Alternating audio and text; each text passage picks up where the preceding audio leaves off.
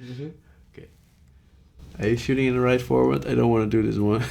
Okay, this is good. What did I do last week? What did we do last week? We or I been working on the layout. All of the shots except for one is fully in layout. And now that we see the whole movie in 3D, now we can start trimming, cutting, butchering shots to make it run better. So that's what I did last week, really trying to polish the layout so it can transition smoothly into animation. The animation, yeah, pretty much I'll just post the body point A to B and then just play it back and forth, play it over and over again, and just visualize what's happening in between. Not really much just thinking about it, just, if that makes sense. It's hard to explain. I have a weird workflow. I worked on some shots, I animated some shots, and I worked on the cat face.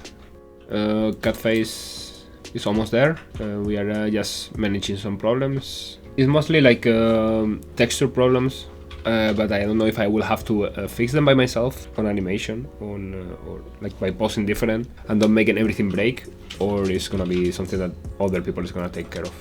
That's it. You can live. We don't want to be recorded. We want our intimacy. I want my freedoms. My freedom? No, my rights. Privacy.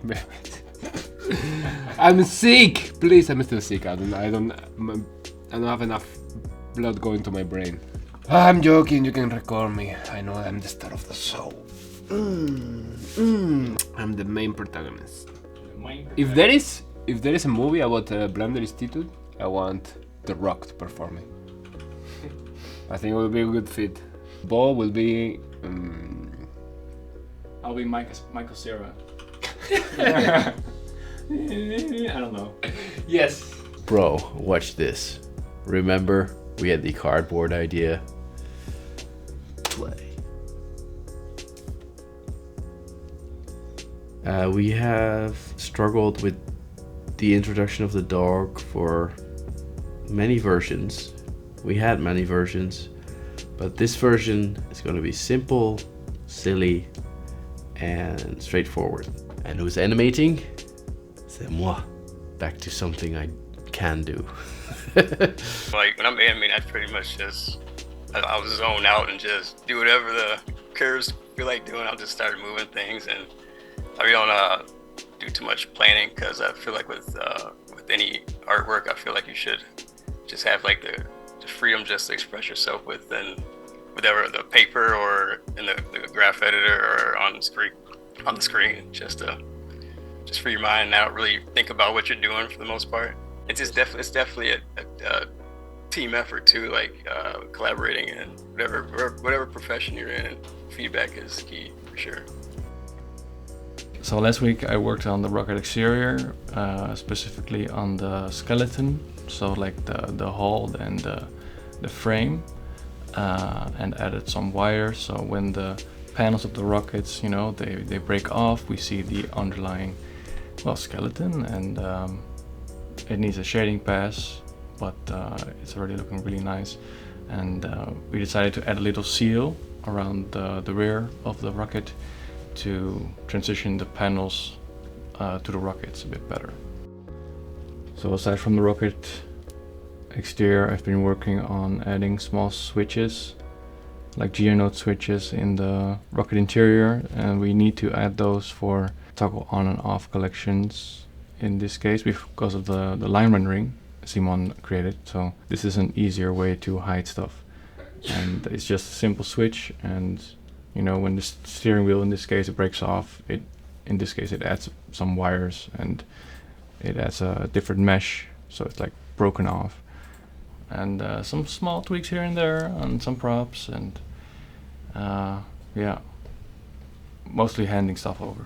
So yeah. Well, actually last week I just set up the file on Friday. It was just taking one screenshot from every scene that we have and finding relevant artwork and paint overs for Andy. So it's all in one spot. We had this situation where before we have this blue light there in the sky, and then it switches on the red lights and they are blinking, and it could have been very distracting if we just turned it on and off and on and off. So we decided to always have it be this red mode, and then only the rim lights are blinking on the characters, so we can still see the action pretty clearly, but it, you know, has this intensified blinking. Mainly I've been working on the rocket interior shading, because finally I could touch the file after there's been a bunch of modeling changes, and just going over everything, adding some detail here and there, drawing in lines that like fill up the gaps of flat surfaces that had no detail on them. And for that I worked a little bit on the setup to make sure that that works and doesn't break down. There's always that chance that there's also an issue that actually loses your work. Let's say it adds a little bit of spice to the daily work of not being sure if that thing will work. Every once in a while, sometimes I can't open the shot, and just as soon as I push open, it crashes. But I love the autosave. Like if I didn't have autosave, I'd lose so much stuff. We're going to replace a GPU in one of the computers, and basically that's just so I can debug a driver issue.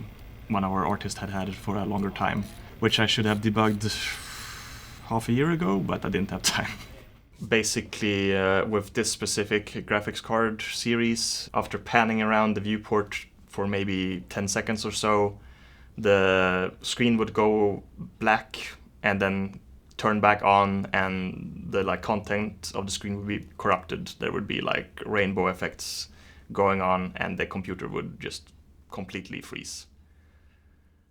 Why aren't the artists using LTS version? LTS is thousands of years in the past. It feels like every time, even a release, every time Blender releases a new version, that already feels super outdated by the time that it actually gets released. If we were on the LTS version, then we didn't really test the new versions, which meant that there would be issues introduced, and we would get all of the issues when we updated to the next LTS version. I mean, that is kind of the whole point of, or part of the point of the Blender Studio, that we are the guinea pigs that are experimenting with the new stuff and break it, which it's expected that it breaks. We catch a lot of issues because people use the daily builds, and they can say hey, I was using this and it's broken now. And because they reported it so quickly, it's very easy to fix it, because then we can be okay, this broke 3 days ago. So then we can go back 3 days and see what actually changed, and then try to find the change that broke it, fix it, and that's it. We're that first layer of using all the tools in production to also make sure that other people can do the same. And that's one of the main cornerstones of what the studio is built for.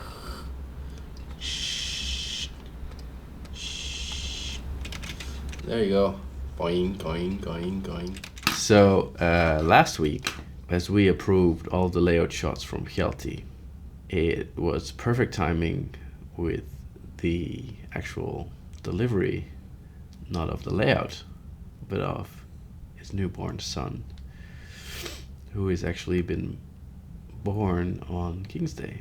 So congrats, Hjalti, on your newborn son, and I wish you all the best to you, your wife, and your little new family. And when you're ready, we have some retakes. No, kidding.